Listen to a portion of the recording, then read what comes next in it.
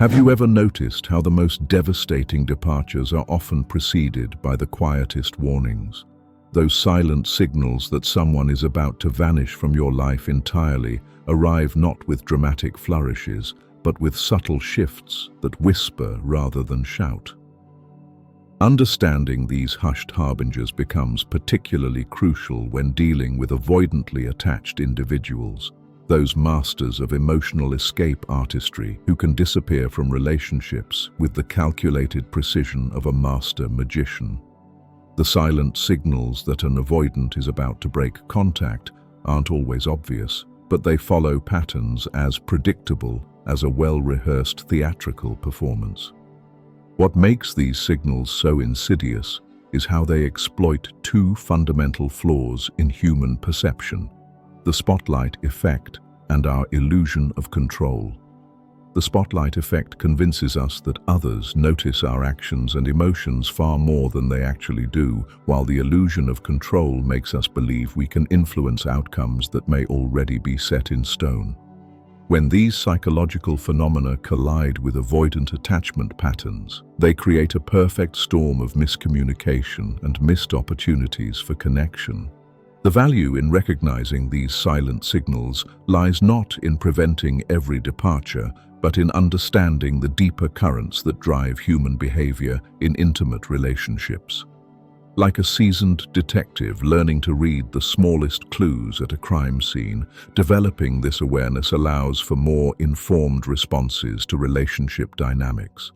Sometimes this knowledge provides the opportunity for intervention. Other times, it simply offers the gift of clarity and closure. These patterns emerge across all types of relationships, from romantic partnerships to friendships, from family dynamics to professional connections. The avoidant individual, operating from their learned survival mechanisms, begins to orchestrate their exit long before the final curtain falls. They might remind you of Serena van der Woodsen from Gossip Girl, who would often disappear when relationships became too intense, or Love Quinn from You, whose avoidant tendencies manifested in controlling behaviors designed to maintain distance even within intimacy. The journey ahead will illuminate these subtle warning signs, decode their meanings, and provide practical strategies for navigating these challenging relational waters. Understanding why avoidants choose silence over confrontation, distance over discussion, requires examining the intricate dance between their internal world and external behaviors. Consider the curious case of Marcus, a successful architect who had perfected the art of relationship vanishing acts over 15 years of dating. Marcus possessed an almost supernatural ability to sense when relationships were approaching deeper intimacy, triggering what psychologists call the avoidant deactivation strategy. His pattern was so consistent it could have been choreographed. First came the subtle increase in work commitments, then the gradual decrease in communication frequency, followed by the emergence of minor criticisms about his partner's behavior. The woman dating Marcus at the time, Sarah, initially dismissed these changes as natural relationship fluctuations. She fell victim to the spotlight effect, believing that her own needs and emotions were more visible to Marcus than they actually were. When she expressed desire for more quality time together, she assumed her disappointment was obvious and that Marcus would naturally want to address it. What Sarah couldn't see was that Marcus, operating from his avoidant attachment system, perceived her reasonable requests as threats to his autonomy. Marcus began what appeared to be innocent behavioral shifts. His text responses became more perfunctory, his weekend availability mysteriously diminished, and his emotional presence during their time together seemed increasingly distant. Sarah, caught in her illusion of control, responded by trying harder to reconnect, planning special dates, sending thoughtful messages, and creating what she believed were opportunities for deeper intimacy. Unknown to Sarah, each of her attempts to close the gap actually widened it. Marcus interpreted her increased efforts as confirmation that the relationship was becoming too demanding, too consuming of his carefully guarded independence. His avoidance system, designed to protect him from the vulnerability of true intimacy, began orchestrating his exit strategy with the methodical precision of a military withdrawal. The most telling signal arrived on a seemingly ordinary Tuesday evening. Marcus, who had previously shared details about his daily experiences, began offering only the barest information about his life. When Sarah asked about his day, his responses shifted from colorful narratives to monosyllabic reports. His laughter became forced, his attention divided, and his physical affection perfunctory rather than spontaneous. Sarah noticed these changes but misattributed them to work stress or temporary life pressures. The spotlight effect convinced her that if something serious was wrong, Marcus would certainly communicate it clearly. Her illusion of control suggested that with enough patience and understanding, she could help him through whatever difficulties he was experiencing. The final chapter of their relationship unfolded over 3 weeks of increasingly sparse communication. Marcus stopped initiating contact entirely, responded to Sarah's messages with delays that stretched from hours to days, and when they did meet, he seemed emotionally absent, as if he had already departed while his body remained physically present. The breakup, when it finally arrived, came via a carefully crafted text message that emphasized his need for space and personal growth, effectively ending their year-long relationship without a single face-to-face conversation about their issues. Now that we understand how these silent signals manifest in real relationships, let's examine the practical strategies for recognizing and responding to them effectively. The first crucial step involves developing what relationship experts call emotional pattern recognition. This means paying attention not just to what someone says, but to the subtle shifts in their communication style, availability, and emotional presence over time. Begin by establishing baseline behaviors for the avoidant person in your life. Notice their typical response times to messages, their usual level of detail in conversations, and their standard patterns of physical affection or quality time preferences. These baselines become your reference points for detecting meaningful changes. Think of it like monitoring the vital signs of a relationship. You need to know what normal looks like before you can identify when something is off. The second essential skill involves distinguishing between temporary stress responses and systematic withdrawal patterns. Everyone experiences periods of increased busyness or emotional preoccupation. The key difference lies in consistency and communication. Someone managing temporary stress will typically acknowledge their reduced availability and make efforts to maintain connection despite their challenges. The avoidant person beginning their exit strategy will demonstrate consistent reduction in multiple areas simultaneously without acknowledgement or explanation. Watch for what psychologists term deactivation behaviors. Subtle actions designed to reduce intimacy without directly confronting relationship issues.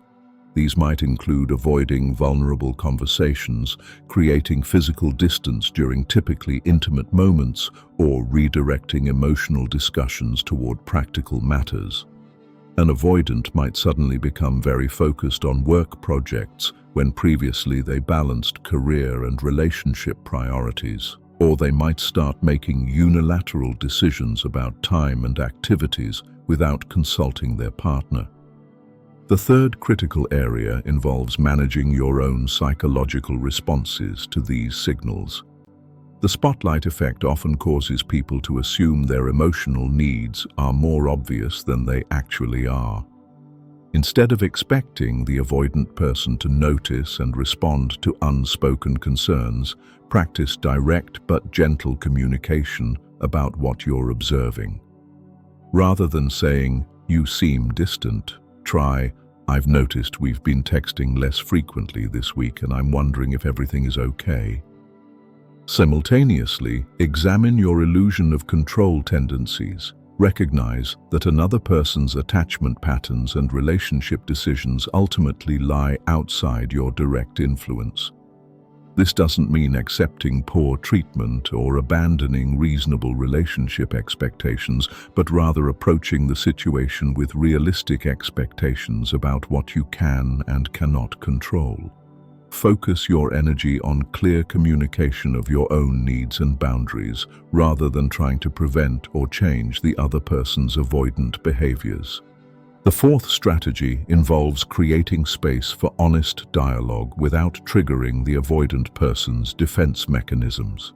Avoidants often withdraw because they perceive relationship conversations as criticism or demands for more intimacy than they can comfortably provide. When addressing concerning patterns, frame your observations in terms of your own experience rather than their behaviors. Instead of, "You never want to spend time together anymore," try, "I'm feeling disconnected lately and would love to understand how we might create more opportunities to enjoy each other's company." Consider timing and context carefully. Avoidants respond better to relationship discussions when they don't feel cornered or pressured. Choose moments when both people are relaxed and have adequate time to talk without rushing. Avoid bringing up concerns during stressful periods or immediately after conflicts about other topics.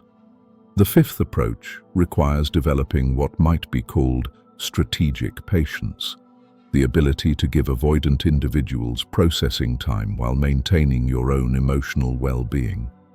This doesn't mean accepting indefinite uncertainty or poor communication, but rather understanding that avoidants often need more time to internally process emotional information before they can discuss it openly. Set reasonable timeframes for receiving responses to important conversations and communicate these expectations clearly.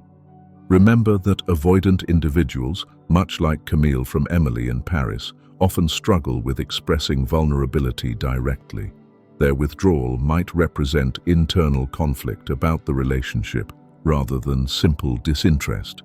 However, this understanding should inform your approach without excusing poor communication or commitment avoidance indefinitely.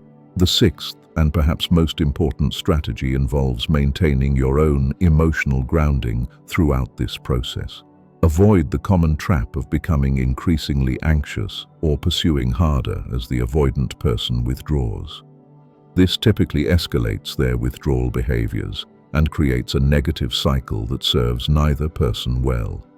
Instead, continue engaging in your own interests, maintaining other relationships, and practicing self-care that doesn't depend on the avoidant person's behavior or availability. The mastery of reading these silent signals ultimately serves a purpose far greater than simply predicting relationship outcomes. It develops the sophisticated emotional intelligence required for navigating all human connections with greater wisdom and compassion. Understanding avoidant attachment patterns, the spotlight effect, and our illusions of control creates a foundation for more authentic and sustainable relationships across every area of life. These skills prove invaluable not only in romantic contexts, but in friendships, family relationships, and professional environments. The colleague who gradually becomes less collaborative, the friend who slowly reduces social invitations, the family member who increasingly opts out of gatherings.